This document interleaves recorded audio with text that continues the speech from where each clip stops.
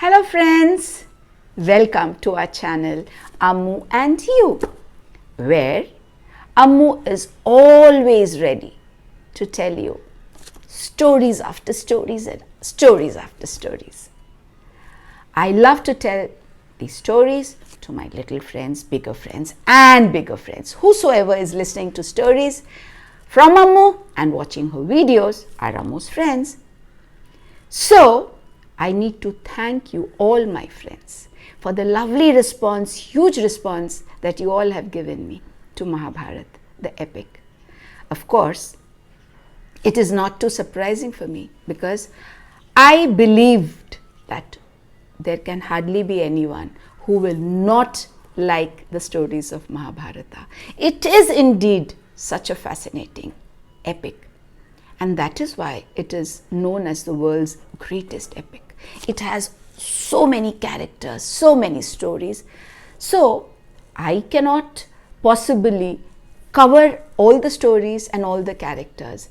I am just doing the main characters and telling you the main events and giving you a structure of Mahabharata so that you understand what this is all about.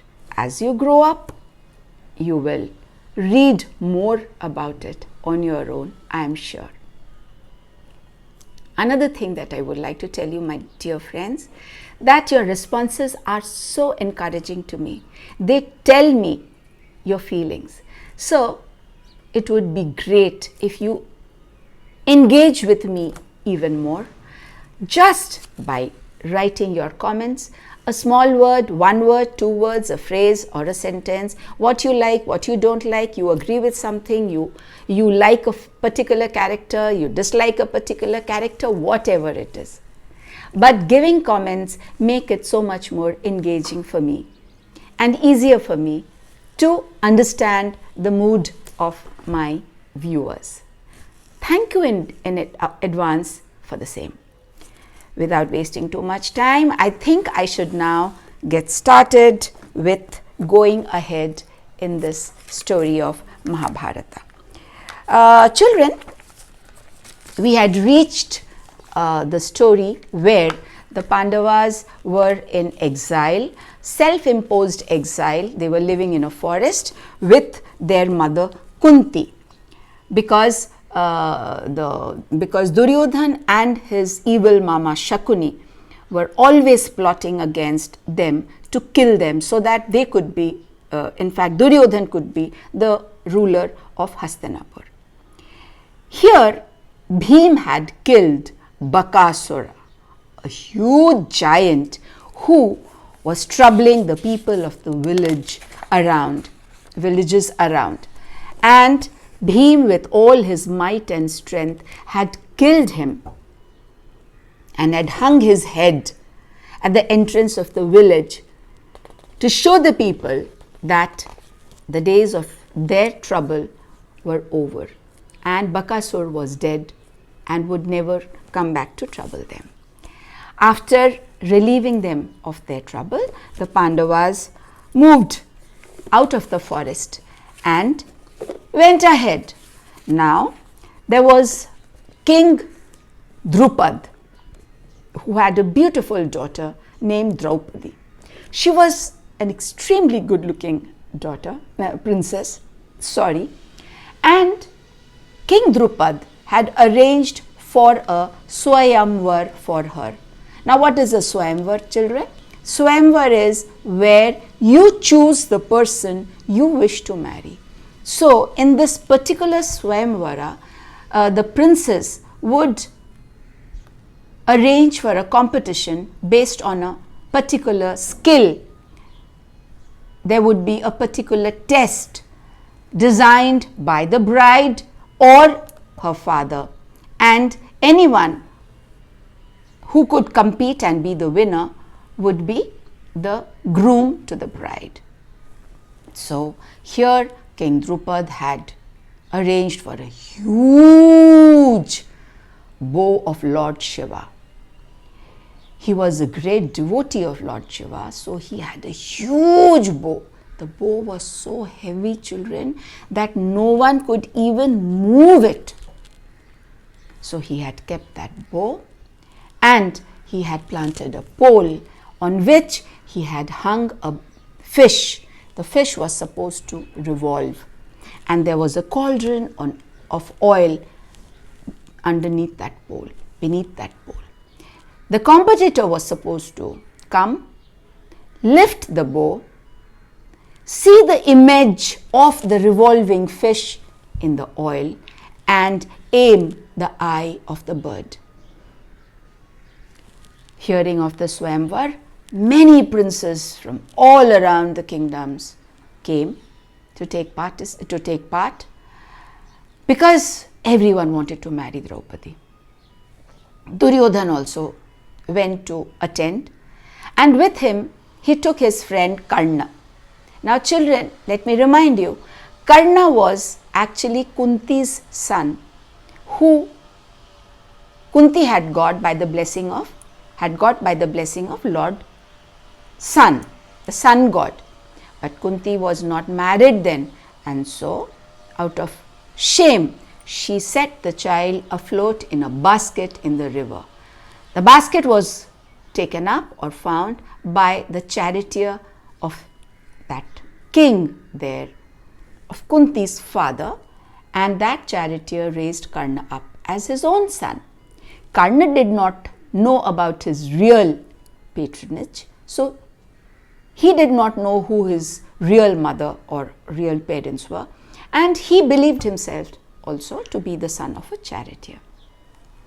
This Duryodhan befriended Karna because Karna was a brave person and he was a very, very skillful archer. Now here in this competition, one by one, all the princes came to try their luck, but no one could even move that bow from its place. Forget lifting it up. Now Karna stood up and he said, I want to take part. I want to give it a try. And as he was coming ahead, Draupadi spoke up saying, introduce yourself. As far as I know, you are not a prince. You are the son of a charioteer. And this competition is only for the royal clan.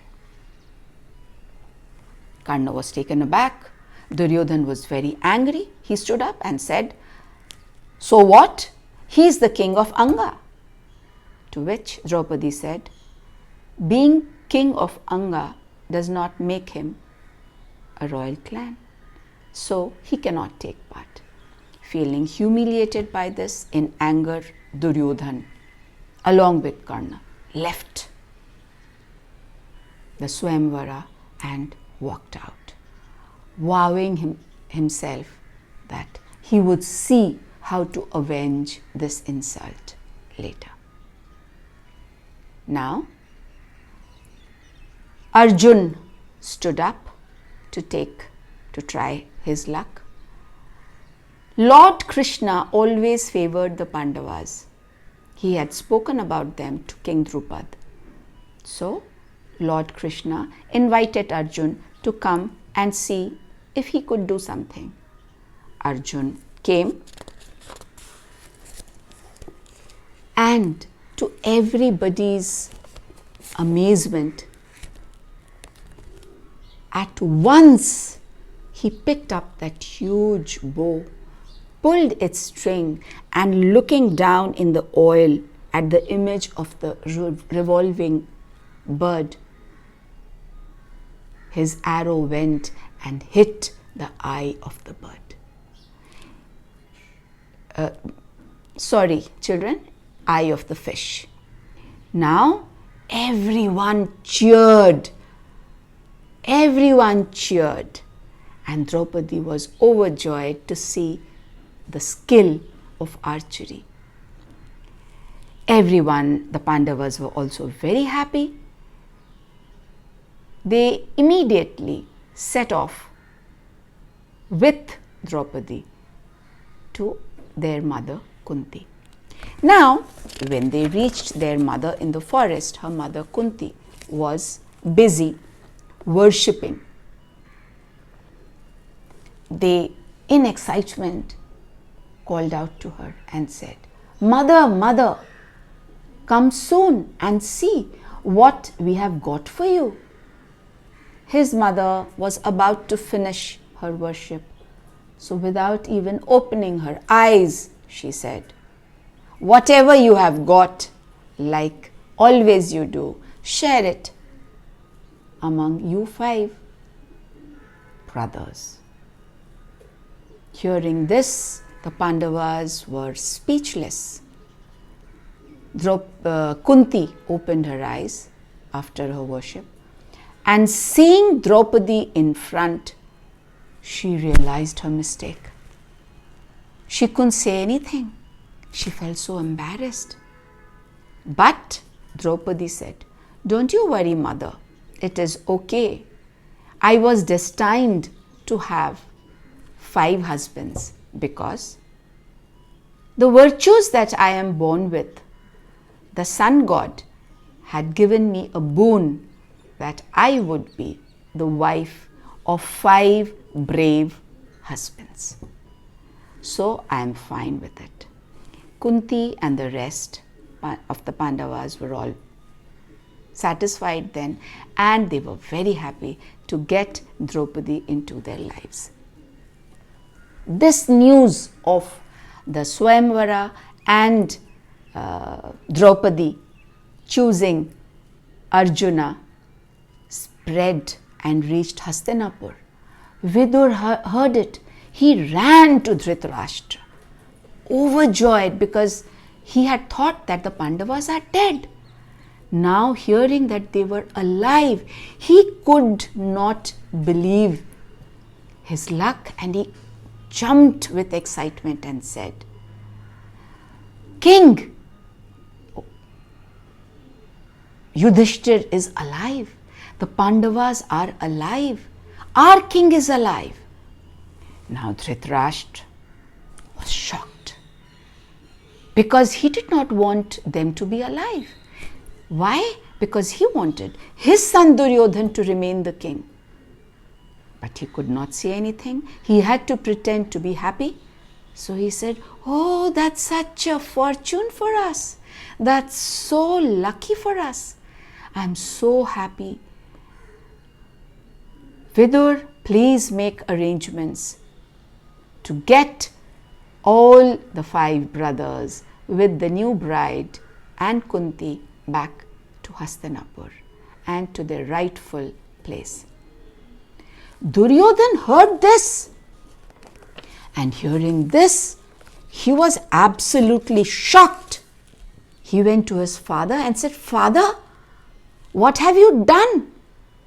You are welcoming the Pandavas? What will happen to my throne then? Then Dhritarashtra said, Son, we have to pretend. We cannot show that we are sad and shocked, because rightfully the throne of Hastinapur belongs to Yudhishthir. He was crowned the prince. He was crowned the king. So we cannot be unhappy of his return, at his return.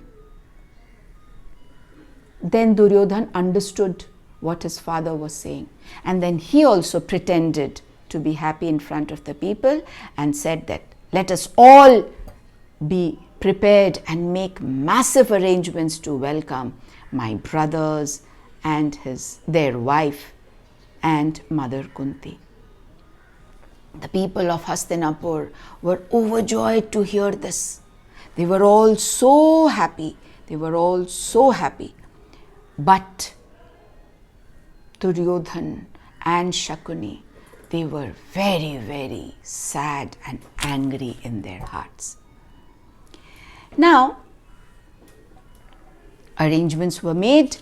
People were sent to King Drupad with the news that they want to get back the 5 brothers, their rightful king Yudhishthir, along with Draupadi and Kunti. King Drupad was not very convinced, though King Drupad knew that Duryodhan had very evil thoughts and he had already tried to kill these brothers earlier too.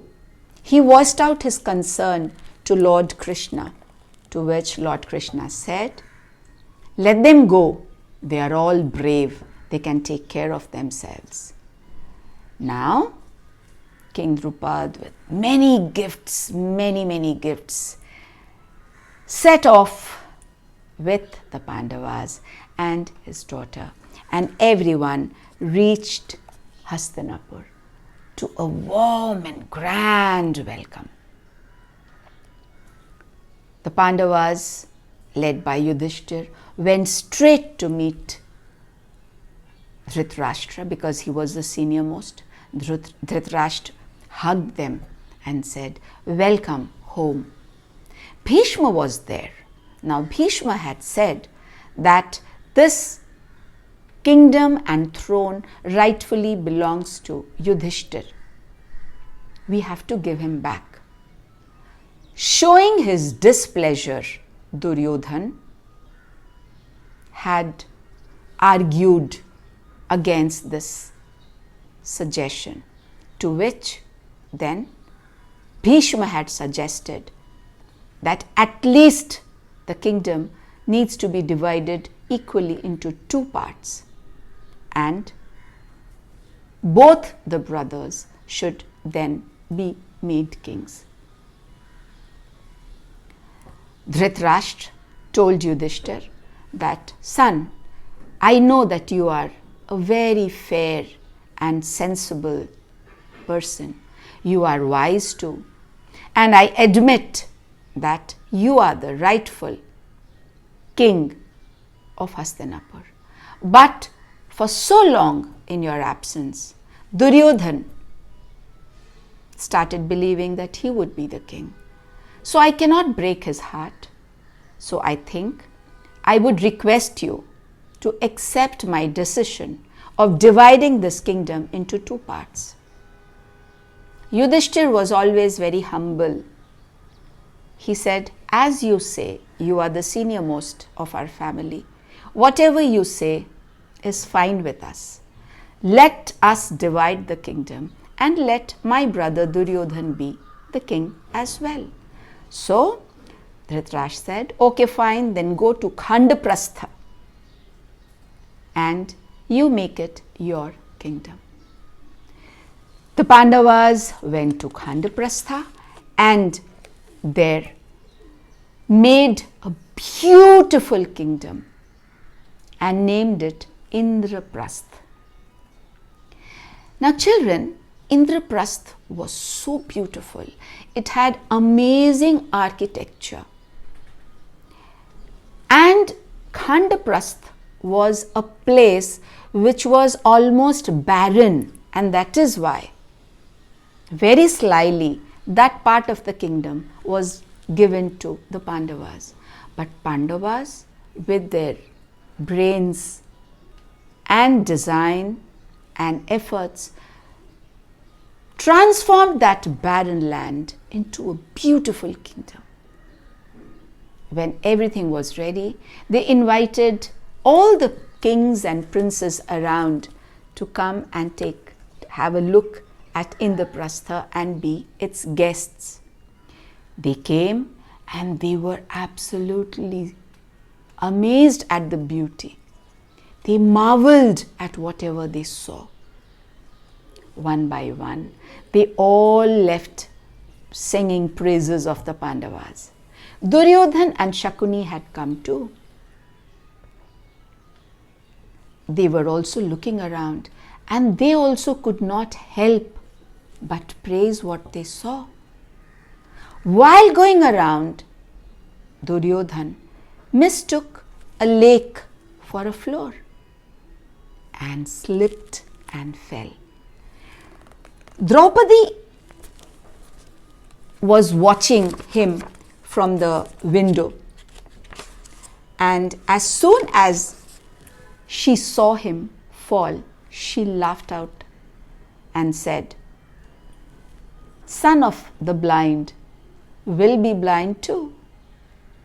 These words were barbs for Duryodhan. He could not tolerate that laughter.